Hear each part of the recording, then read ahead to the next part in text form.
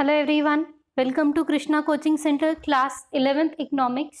और यहाँ पे हम चैप्टर 2 देख रहे हैं, theory of consumer behaviour. So here we are looking at ordinal utility analysis. अब इससे पहले हमने क्या देखा था? इससे पहले we have seen the cardinal utility analysis. But cardinal utility analysis में क्या होता है कि वहाँ पे हम क्या देख रहे हैं, वहाँ पे आपको चीज़ों को पॉइंट्स देने कि हाँ मुझे इससे 50 सेटिस्फैक्शन हुआ, इससे 60 सेटिस्फैक्शन हुआ। तो ये एक एब्सर्ड कंसेप्ट है, क्योंकि आप किसी को ऐसे पॉइंट्स नहीं दे सकते। हद से हद आप प्रेफरेंसेस दे सकते हो। प्रेफरेंसेस इन द सेंस कि आपके सामने 4 चीज़ें पड़ी है, मान लो आलू के पराठे है, गोभी के पराठे हैं, मूली के पराठे हैं, प्लेन पराठे हैं। तो कोई पूछे कि तुझे बता आलू के पराठे खा के कितनी सेटिस्फैक्शन मिलेगी, कहेगा हैं ये क्या फालतू सवाल है।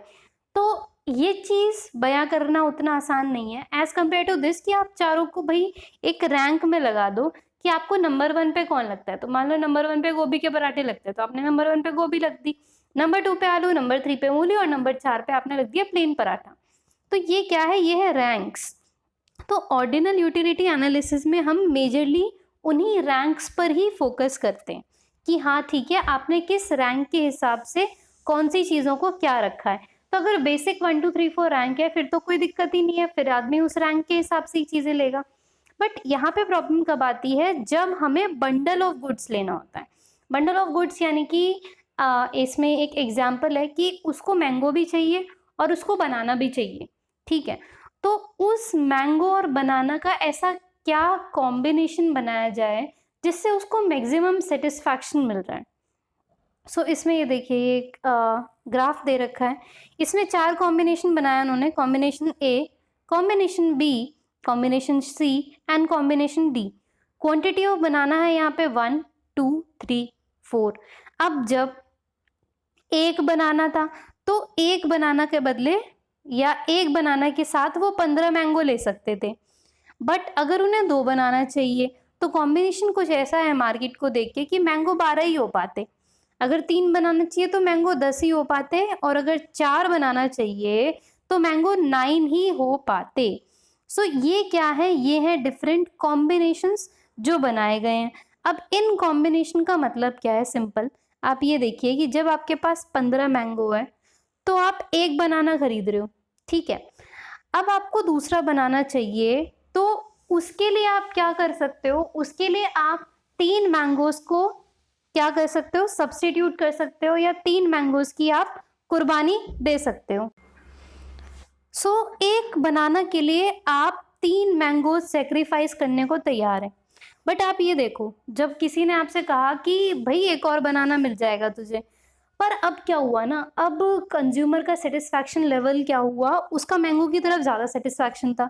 तो अब बोला कि यार देख, पहले बनाना के लिए तो मैंने 3 मैंगो सेक्रीफाइस कर दिए, बट इस दूसरे बनाना के लिए ना मैं सिर्फ 2 ही मैंगो सेक्रीफाइस करूंगा। तो ये जो आप देख रहे हैं ना 3, ये क्या है? ये 3 मैंगो सेक्रीफाइस जो उसने किए थे। जो 2 है ना, ये 2 मैंगो जो उसने सेक्रीफाइस किए थे। फिर उसने कहा यार एक और बनाना ले ले, 4 बनाना हो जाएंगे तेरे पास। उसने कहा कि पर अब मैं इस लास्ट वाले बनाना के लिए ना, चौथे बनाना के लिए सिर्फ एक ही मैंगो सेटिस्फाई करूंगा। तो अब ये क्या हो गया? लास्ट रेशियो हो जाता है हमारा यहाँ पे 1:1। सो इसको बोलते हैं मार्जिनल रेट ऑफ सब्स्टिट्यूशन। बहुत इंपॉर्टेंट है, पर पता नहीं क्यों ना स्कूलों में पढ़ाया जाता है ना बच्चे पढ़ रहे हैं बुक से। But this topics become very very very important. क्योंकि ये क्या बोल रहा है? ये सिंपली ये बता रहा है कि एक चीज़ है, एक चीज़ आप बिल्कुल सही दिशा में जा रहे हो, सही काम कर रहे हो, सब कुछ सही चल रहा है, लेकिन उसके बदले जब आपको दूसरी चीज़ चाहिए होती होगी ना, तो आपको कुछ ना कुछ यहाँ पे सैक्रिफाइस करना पड़ेगा, कुछ ना कुछ आपको छोड़ना पड़ेगा। बट वो जो सैक्रिफाइस करने का लेवल होता है ना, वो धीरे धीरे कम होता जाता है। क्योंकि एक बनाना से हो सकता है आपको बहुत सेटिस्फैक्शन मिल रहा हो, 2 बनाना से भी बहुत सेटिस्फैक्शन मिल रहा हो, लेकिन यहाँ पर भी सेटिस्फैक्शन धीरे धीरे क्या हो जाता है? कम हो जाता है। तो दैट्स वाई इस टर्म को हम क्या बोल देते हैं? Marginal rate of substitution. So इन्होंने यही बताया है यहाँ पे मार्जिनल रेट ऑफ सब्स्टिट्यूशन के बारे में। अच्छा, अब जो ये सारे कॉम्बिनेशन को अगर हम ग्राफ पे डालें, so this is the graph. इस ग्राफ पे हमने एक साइड पे बनाना रख लिए, एक साइड पे मैंगो रख लिया। तो जब हमारे पास 15 मैंगो थे तो हमारे पास बनाना कितना था? 1। जब हमारे पास 12 मैंगो थे, बनाना कितना था? 2। तो इस तरीके से जब आपने ग्राफ पे ये सब चीजें प्लॉट करी तो ग्राफ कुछ इस तरीके का बनेगा. So this graph is known as indifference curve.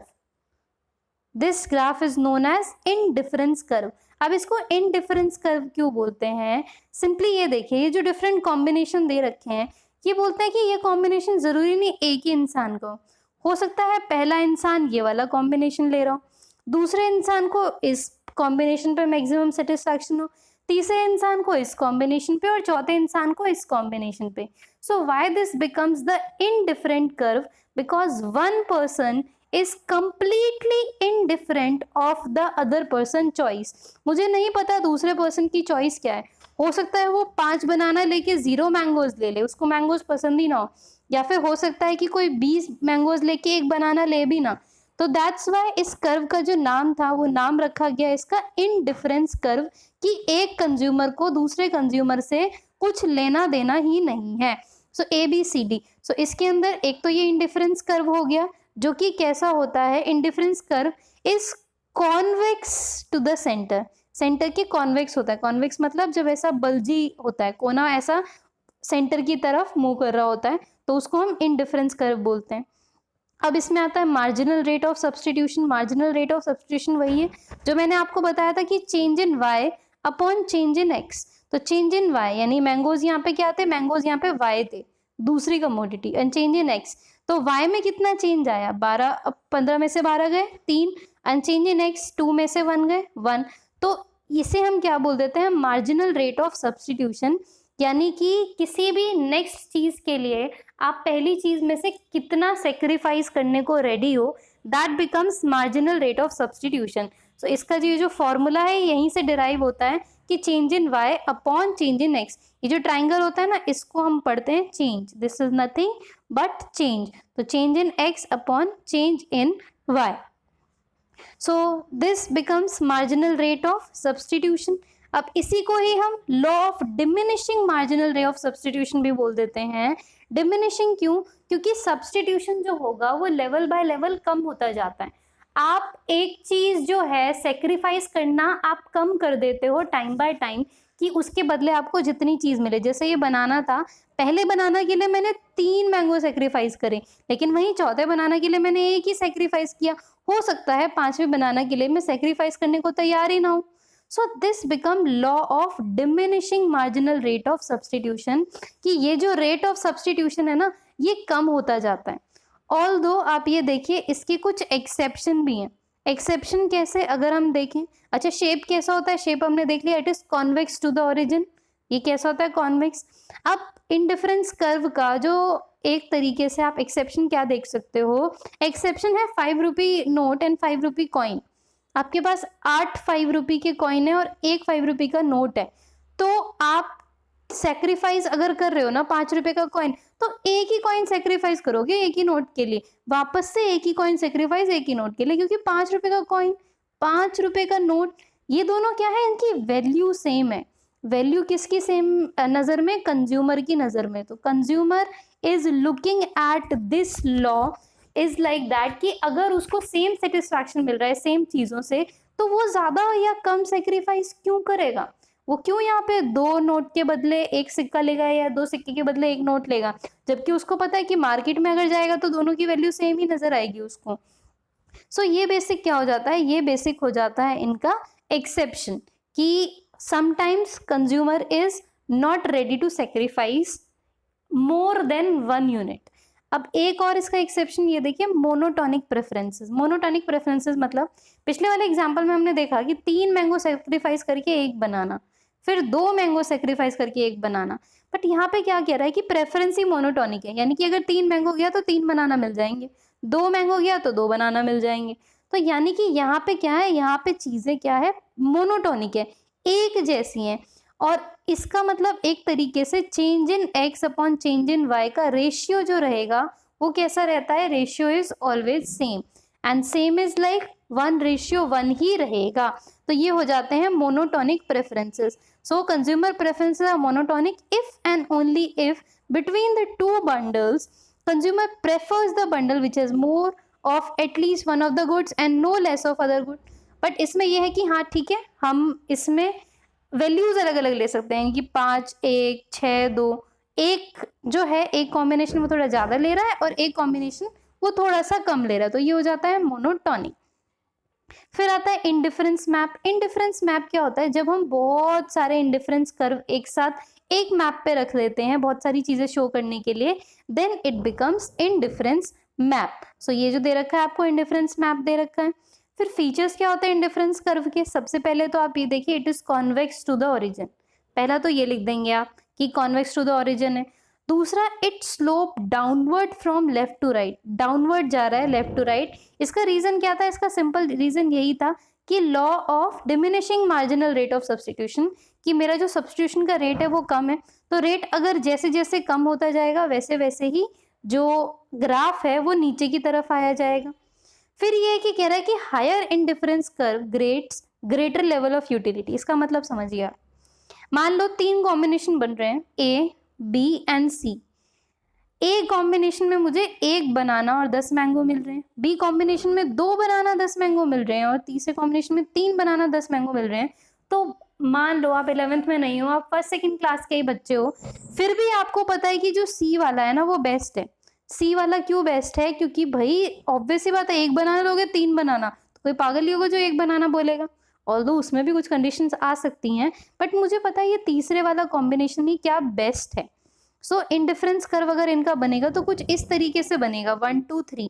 तो मुझे इसमें पता है कि सी वाले पे मुझे 100% ही 100% मैक्सिमम सेटिस्फैक्शन होनी है।